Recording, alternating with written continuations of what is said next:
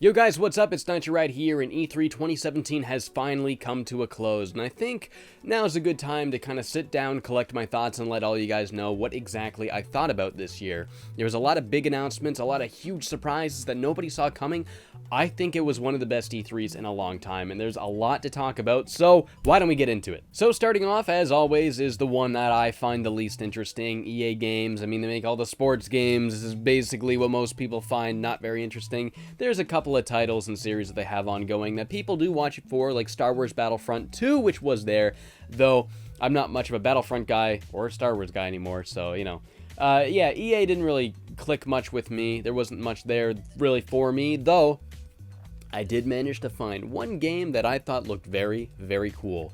It is a two-player only co-op game called A Way Out. It's a split-screen couch co-op game. Also has online. You can play online, but it's still got that split screen. It looks like it takes place in like the 40s or 50s, and you're like these two guys with like really nice-looking sideburns, and you're just in jail, and you're trying to bust out like Shawshank Redemption co-op game.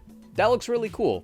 So that was probably the only thing from EA's conference that really struck me and made me think, okay, that's cool. So I guess that's all I can really say about EA. So moving on to Microsoft, a couple hours later, Microsoft had a pretty big conference this year. They showed a lot of games. They showed a lot of stuff. Had a couple of huge announcements. The first big thing was the new Xbox, the Xbox One X. It's basically the Xbox One's equivalent of the PS4 Pro. So basically, it's just another Xbox One. It's not really a new console. It's not the next generation or anything. It's just a version of the Xbox One that can do 4K with better textures and 60 FPS, like for every game. And, you know, supposedly it's more powerful than the PS4 Pro and whatever, but the thing is, it's gonna cost like close to $700 Canadian. It's like, the announced price is like $499 US. No thanks. I don't want 4K 60 FPS that bad. I'm not even like an Xbox guy, so I wouldn't get it anyway. But yeah, though they did have like a lot of sizzle reels just showing trailer after trailer. They're kind of doing what Sony was doing last year, just nobody comes out between the trailers, just trailer after trailer after trailer. They showed like a lot of cool stuff. Couple things I really liked from it, where there's like this indie pixel game, looked very cyberpunk, called The Last Night. That looks super cool. They showed a sequel to an Oculus Rift only title that no one's ever heard of. The game was Lucky's Tale, but this is called Super Lucky's Tale. It's for Xbox One. It's just like a cute 3D baby-looking platformer. It's like, sign me up, dude. Everyone thought it was Conquer at first because they were really teasing the screen, like using all the different TVs at the conference to kind of show his tail going across. Everyone thought it was Conquer at first, but no, it's just a nice little cute-looking platformer. Super Lucky's Tale. I don't have an Xbox or Windows 10. I hope I can play it on Windows 8. Who knows? They also showed quite a bit of the new Assassin's Creed, which was very surprising. You think they would have done that at Ubisoft. And, you know, Assassin's Creed is supposed to be a big deal this year because it's the first time they've waited 2 years to do one instead of 1 year. Yeah, wow. But, I mean, to be fair, it does look like it's in a much more interesting setting. Ancient Egypt, cool. I find the Assassin's Creed games have gotten much too modern. Like, they're up in the 1700s, 1800s. It's always this revolution or this war. It's in the States or France. Everyone's got guns. It's like old armies and stuff. And it's like, come on. Like, I kind of want to go back to what Assassin's Creed was before. You know, more medieval, Renaissance kind of settings. And Egypt is a lot closer to that. So at least there's that. I can appreciate that. Gameplay wise, though, I was on board at first, but then I saw the gameplay and I was like, no, this is just gonna be like every other Assassin's Creed game. I don't know, it still looks pretty samey. Does look better, but I'm probably not gonna get it. I've been pretty done with Assassin's Creed for a while, so I probably won't get this one. Looks kind of neat though. They had a very long demo for Rare's new game, Sea of Thieves, and it doesn't really look like my cup of tea. It looks like it could be a very fun co-op game. Like, you got you and your friends and you're all pirates and you're collecting loot. But, I mean, the combat looked really boring. Like, every time he pulled out, like, a flintlock, he'd, like, kind of, like, take his time with it. Like, and all the gameplay was just, like, pick up a chest and bring it to the ship. That's, like, it. I don't know. It doesn't look like I'd have that much fun with it. It's a co-op game, so I can see it being tons of fun, but, I mean, I don't know. They end on showing BioWare's new game, Anthem. I think that's what they ended on. That's what they ended on, isn't it? Yeah, I've never been a BioWare fan. Anthem looks cool. I mean, it would explain if that's what they've been making for the past while. That explains why the latest Mass Effect was really bad. I don't know. Never really played much of the Mass Effect games, but Anthem looks alright. People are excited for that. I'm not, just because I'm not a BioWare fan, but okay, yeah, they ended on that, and that was like a huge deal, so that's cool. But yeah, Microsoft had probably one of the better conferences they've had in a long time. They had like so many games. Thing is, a lot of these games I'm gonna be able to play, because thing about Microsoft, they're always like, yeah, check out all these games.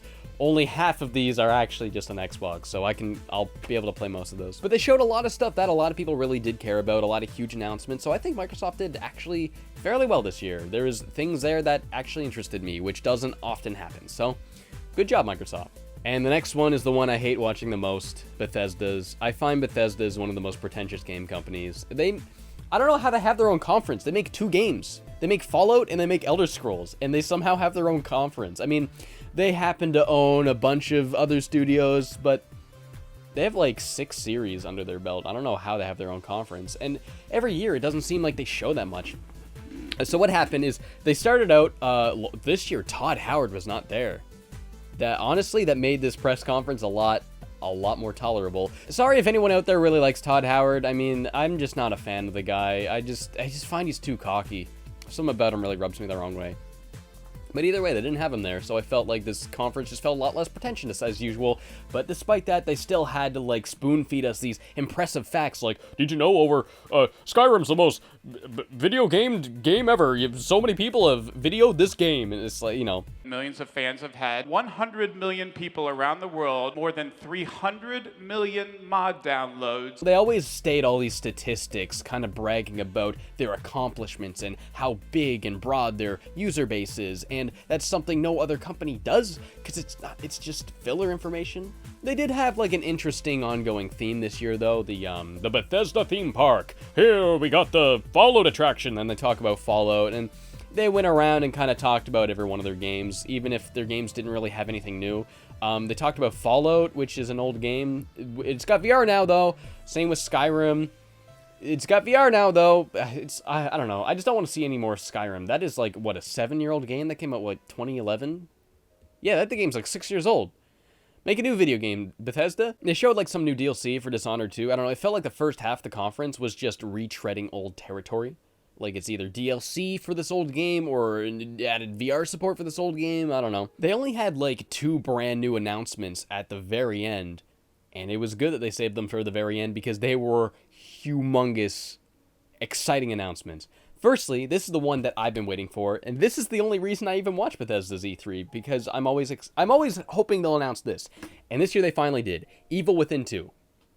A lot of you guys probably know, I'm a huge Evil Within fan. The Evil Within is actually like one of my favorite games.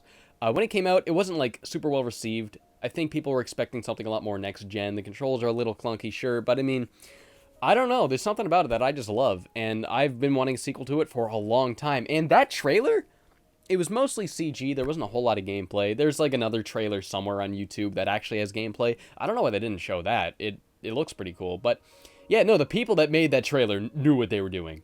The choice in song, the symbolism, the use of like color and stuff. It was, oh my god. It looks like Sebastian's going back into STEM to save his daughter, who's apparently alive, and see, the thing is, what I'm worried about is story-wise. Evil Within story gets pretty messy and a little bit nonsensical, but if you get through that, you can make sense of it and think, oh, okay, I kind of get it. That was kind of nice. Evil Within 2 story is going to be like, wait, I didn't know Mobius even knew who. Only like a small percentage of people are going to be following what I'm saying right here, but they're like, yeah, Mobius took your daughter or something, and they destroyed your life on purpose. And this whole time I thought Sebastian kind of accidentally got caught up in it, because it was like Kidman's kind of thing, and I don't know. That choice in song, though, was fantastic. Ordinary World by Duran Duran, you know, he's looking for the ordinary world. He's trying to get out of the nightmare world, you know, because it's like a VR, the STEM thing, the BrainLink thing. Somebody out there knows what I'm talking about, but that's the first thing I saw that made my E3. Evil Within 2. And it's coming out Friday. It's coming out this October. Like, we don't have to wait very long. Friday the 13th, which is good choice and date. I like your choice. I like your choice. But yeah, that was the first thing this E3 that really got to me. And plus, it's coming out this October, Friday the 13th. A great release date. We're not gonna wait that long for it. very excited for that. But that wasn't the last thing they showed. That was the second last thing they showed.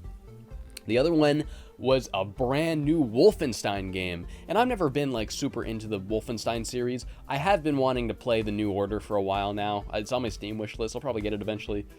But this new Wolfenstein game looks kick-ass. I think it's like an alternate reality, alternate universe kind of setting, like what if the Nazis did win World War II? Something like that. And if any game's getting me into the Wolfenstein series, it's gonna be this one. It looks sick. So just from those like last two announcements, I was left with a good feeling after Bethesda. I didn't have Todd Howard. It was a little more tolerable. Yeah, they retreaded old territory a little bit too much, but these last two announcements made the thing worthwhile. So good on you, Bethesda. I'm actually glad I watched your press conference for once, just to see those two announcements. So hell yeah. Next up was Ubisoft, who I actually think did a much better job this year than normal. Not just from like a content perspective, but a very presentation perspective, because they did not have Aisha Tyler this year. Wow. I don't know anybody that enjoys Aisha Tyler. I mean, I don't think she's like the worst human being on the planet, but it's definitely not somebody I would get to host my press conference. It always seems like she's making jokes about a source material that she's not that passionate about or really knows enough about, and it always comes off as very ignorant and cringy. Instead, it was just some French guy I assume works for Ubisoft. I think while his speaking isn't as clearly or whatever, at least he wasn't like trying to be funny and it wasn't like super cringy. But yeah, the very first thing they showed was that Mario plus Rabbids game. It's like this RTS, very XCOM looking game with Mario and the Rabbids, and they have like laser rifles or laser arm blasters, and I don't know. Wasn't really feeling that one. I'm not really, it doesn't look bad at all, it just does not look like my cup of tea. I'm very much not into the Rabbids anymore. I was when I was younger, but I'm so past that, you know. And never really been much of a RTS guy. Never really cared much for like games like XCOM or Age of Empires. Not really my cup of tea. But while it's not something I'm gonna play, I did really enjoy seeing the presentation for it, because you got to see interviews with the developers, and like the passion in those devs is endearing. It really is. When you get to see them talk about how they approached Miyamoto with a project, and like the smile they saw on Miyamoto's face, and they're like, wow, we're making a game for Miyamoto, and we're working with like Mario, the video game character. I don't know. It was really cute, those interviews. So I'm happy for those devs. I'm always happy to see that kind of passion at E3, because usually it's people like Aisha Tyler who aren't passionate about video games and don't know a thing about video games. They're like, rabbit, here's a joke about a rabbit I just made up. That's not that good, you know? Instead, it's just these developers being like, we're making video games, and I don't know about you, but I'd much rather see that. And there's more of that to come in a bit. They showed more Assassin's Creed. I can't really say much more about that. They showed more South Park. I feel like we already knew a lot about South Park. They showed that last year, didn't they? The Fractured Butthole or something. Yeah, I don't know. I'm sure it'll be good, just the same as the last South Park game was good. I didn't play it. I'm not a South Park fan. Oops. But yeah, there's that. There's also Far Cry 5, which looks very, very, very, very cool. Yeah, I'm a semi-Far Cry fan. I like 3 and 4. I never played Primal, but I'll probably get 5 eventually. It does look like a lot of fun. The new setting looks cool. There's a lot of new stuff you can do. One thing I saw was the dog. It's similar. It reminded me of Phantom Pain, but you can get the dog to attack people for you. Stuff like that. I think I missed one. There was like that Skull and Bones game. It's like a spin-off of Assassin's Creed 4, which is really cool. I remember there being rumors like a year and a half ago about Ubisoft continuing like just a spin-off of Assassin's Creed just with the pirate ship stuff, because a lot of people like the pirate ship stuff and thought that should be its own game. So they're doing that now, and that's cool. I think that's a really good idea. I think I missed some stuff, but the last thing they showed is, I was very happy with this, Beyond Good and Evil 2. Beyond Good and Evil is such an amazing game that's been desperately trying to have a sequel for such a long time, and they're finally doing it. I'm so happy. I remember months and months ago, Michel Ancel posted on Instagram, hey, thank you, Ubisoft, we're finally making game. That's not a French accent at all. I don't know what that was, but yeah, he said they was finally making it, showed some concept art, and here we got a trailer. It didn't show any gameplay, it was just a CG trailer, which is cool because we get an idea for the game's world and the characters, which is always very important when you're getting into a game. What's the world? What's the story here? Okay, if I can get into this, then I can get into the game. So yeah, it was a very, very impressive high-budget CG trailer about this, like, monkey thief dude meeting up with this big pig guy, and he's like, oh yeah, I got the treasure for you, mate, or whatever. And it was like really quirky, really funny. The writing was really cool. There's a lot of F-bombs. Didn't expect that. I guess this is going to be an M-rated game, which is very strange. The previous one was rated T. A lot safer with the language, so it was a little more like outrageous in your face. So I think Michel Ancel's really pushing the writing and characters with this one, which is cool. And then after the trailer happens, everyone's like, oh my god, they're finally doing it. Michel Ancel comes out on stage almost in tears, just so happy that he's finally getting to show people this game he's been wanting to make for such a long time. And that brought a tear to my eye. See, again, I'd much rather see people being like, I love video games, than girl would. You know what I mean? I think they're finally slowly starting to figure this out. So yeah, Ubisoft, I was pretty impressed. Huge step up from previous years. Had some big announcements, and Beyond Good and Evil 2, so pumped about that. Hell yeah. We haven't seen any gameplay yet, so I hope we will soon. Maybe next E3? Maybe we won't have to wait that long. Either way, we'll see. Next up was Sony, which I honestly think had a weaker conference than most years. I mean, Sony's like the one I always look forward to. Sony's the one I always make sure to see the full conference, because I'm mostly a PlayStation dude. I love PlayStation. I play most of my games on PlayStation, like mostly PlayStation and Nintendo, but primarily PlayStation is where I play most of my games, and Sony's the one I always gotta look forward to. But I find they just showed stuff they showed last year. I mean, more of it, which is cool. It's like, oh, now we get to see more of it. But I mean, I felt like last year they just had trailer after trailer, announcement after announcement. This year they're just kind of showing more of that. Firstly, they didn't have Last of Us 2 or Death Stranding, which a lot of people were looking forward to. So I don't know. They didn't really have a whole lot to back themselves up with. I guess they started with that Uncharted Lost Legacy game. That was cool, I guess. Thing is, it's Uncharted. I know I'm going to like it, so I don't really need another trailer for it, especially when Uncharted is such a cinematic franchise. I like going into those games, the blinder, the better, and seeing another trailer for it was like, okay, that's cool. Then they showed more Days Gone, which they hadn't shown since last E3, which it was a zombie game, which I'm not really into, but I couldn't help but to be impressed by the amount of zombies pouring out of these buildings. And this trailer showed a little bit more, and it made me raise a couple eyebrows thinking, oh, so there's more to this game than just impressive amounts of zombies. They showed how you can use the zombie hordes in different ways. There's this camp of humans you gotta storm and get some prisoner back, and it's if I go in there I'm gonna die, so I need a plan. There's a fence keeping all the zombies out. He blew up the fence. Zombies come flooding in, just destroy everybody. So, yeah, okay, that's cool. There's going to be a lot of strategy involved in this game. That was really it, though. I feel like they might have wanted to show a couple more ways you can kind of manipulate zombies, but either way, it shows promise, so I'm not sold on it yet. But that's a very, very cool trailer showing a very cool thing about this game, so it could be cool. They showed more Detroit Become Human. I don't know. I don't care about this game. I'm not a David Cage fan. It just looks like another point-and-click quick-time game, but it's robots. Can we feel emotions? Let's find out. I don't know. I feel like that's just such a pretentious, overdone theme in movies and literature.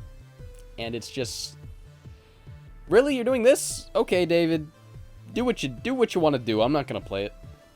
They showed a new Monster Hunter game. I'm not I'm trying not to make it every E3 video. I make it sound like I don't care about any video games, but yeah, no, I've never been a huge Monster Hunter fan. I played one of the PSP ones a little bit way back in high school, but yeah, no, the new one is it's the first truly HD next gen looking Monster Hunter. So that's got a lot of people peeing their pants. So that's cool.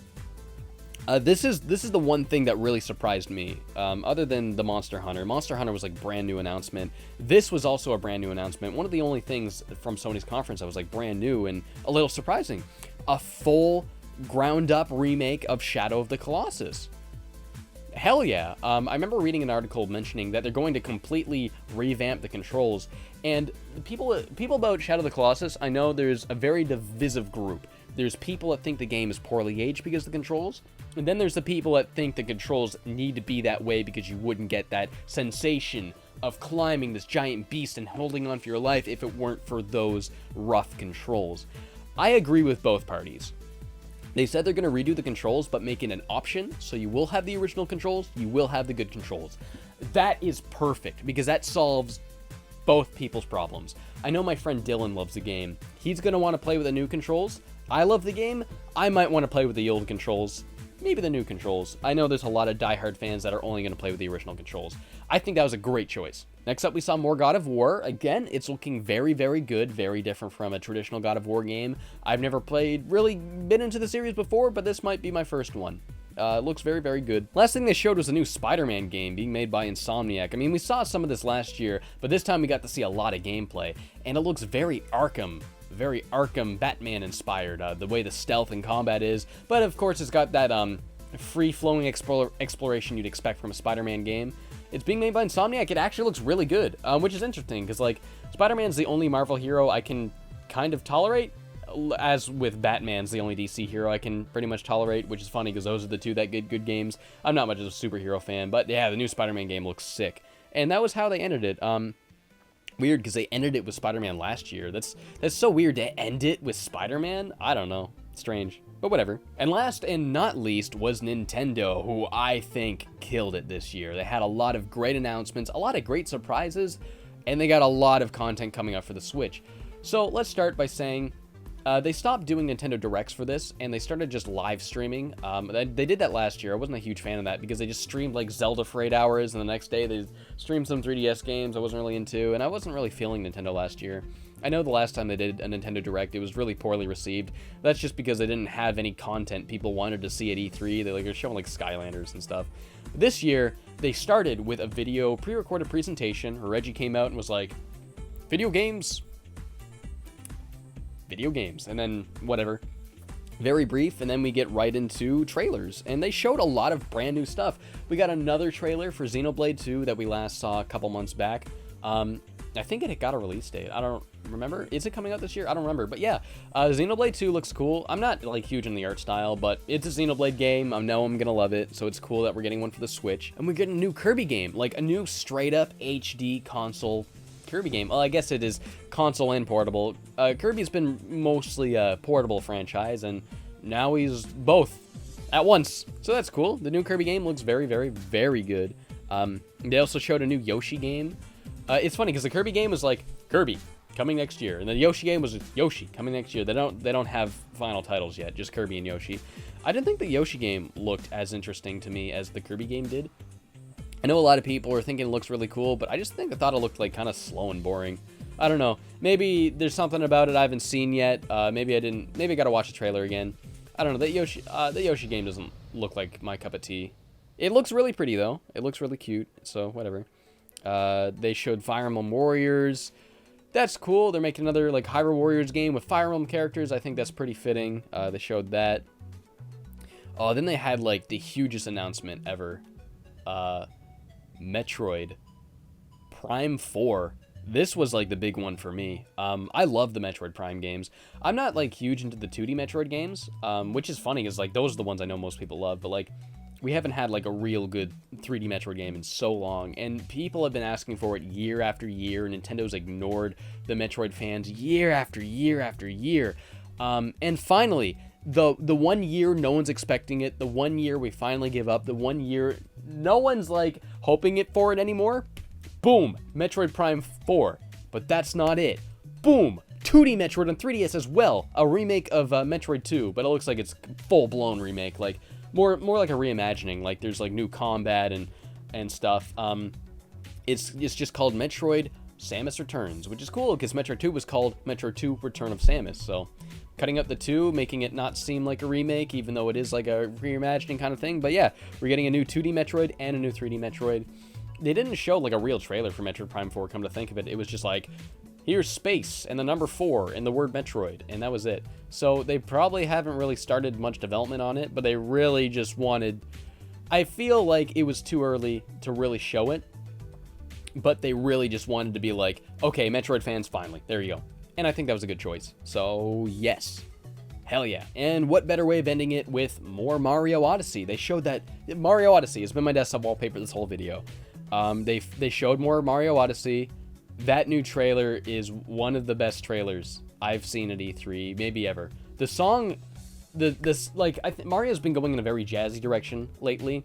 Started going a more orchestral direction with the Galaxy games, and started going more jazz with 3D World, and I'm really glad they're keeping up with that, because this song, it's got vocals. There's never been like real vocals in a Mario game, and I think it perfectly encaptures everything Mario is, like the pure like wondrous joy of like a Mario game, like the colorful and like magical world of like a Nintendo game, and this song like just captures it. It's just like non-stop bliss. I've never had something paint a smile on my face like so hard. And do I need to repeat to you how this game looks amazing? It just looks good. It just looks incredible. It's gonna be like the best game ever made. It's gonna be like, if the end of the year rolls around, it's coming out October too, because they said it was gonna get a holiday 2017 release, and people were like, nah, it's gonna get delayed. Well, guess what? It's coming even earlier. That's nuts. I think that was like such a fitting way, like not just to end Nintendo's Direct, but to end E3 with the new Mario game, with like one of the best trailers I've ever seen. Because Mario is like the face of video games. Mario is the mascot of video games. Mario is like the mascot of video games, and the fact that they're ending the celebration of video games, E3, with the brand new Mario, with this uplifting trailer, with this fantastic song that got everyone pumped up, perfect way to end the whole show. And then they live streamed 3 days after, which was really cool. They did more tournaments. They had like a Splatoon tournament, had a Pokken tournament, and an ARMS tournament. And you remember when they did, what was it, Nintendo World Championships again? They're still doing like stuff like that. They're still having like esports competitions. And I didn't like really watch it. I watched the Splatoon one. It was on the background when I was like doing other stuff that whole day. I think I left it on when I was playing Nier all day. And then they had like the Pokken one, which I kind of dropped in and out, and then the ARMS one, which I saw a little bit of. And I think that's really cool. Nintendo's like really getting the people there to like play their game and be competitive, and that's sick. I think that's awesome. And then they also just demoed the games. They demoed Xenoblade. They demoed every game they showed, including that 2D Metroid, which they didn't even say was a thing until they were live streaming. So like when they're live streaming throughout the days, there's still a couple more announcements. Oh, how could I forget this one? The Mario and Luigi Superstar Saga remake. That's gonna be cool. Though honestly, part of me at first I was like, wow, but then I was like, wait, this is just Superstar Saga, but they replaced all the sprites with Dream Team sprites, so I don't know, but it's like one of my favorite games, so I'm sure I'm still gonna get it. But yeah, I think they handled it really well, like just with that brief presentation showing everything we wanted, and then taking 3 days to demonstrate thoroughly what it is to us. I think that's a great formula, and I think Nintendo should really keep doing that. Because they had one of their strongest E3s ever. I think this is one of the strongest E3s ever, which, very ironic, because I said this is one of Sony's weakest E3s, and Sony's the one I always look forward to. So maybe it's because I was looking forward to something, but I was surprised by everything else. There's a lot of great things to come, even this year, especially. Most notably, Evil Within, Mario, the Metroid, there's a lot of announcements that got me very excited. But enough of me talking about what I think is cool. Why don't you guys tell me what you guys enjoyed from E3? Let me know in the comments below. I'd love to read your comments talking about what you guys saw from E3 that really caught your eye. Maybe there's some things I missed, some things I should maybe look into a little more. Let me know in the comments below. I want to hear what everyone thinks. So yeah, thank you for watching me ramble on for like way too long about E3. I hope you guys enjoyed watching. I hope you guys enjoyed E3, and I hope you guys are looking forward to the future of video games, and in general.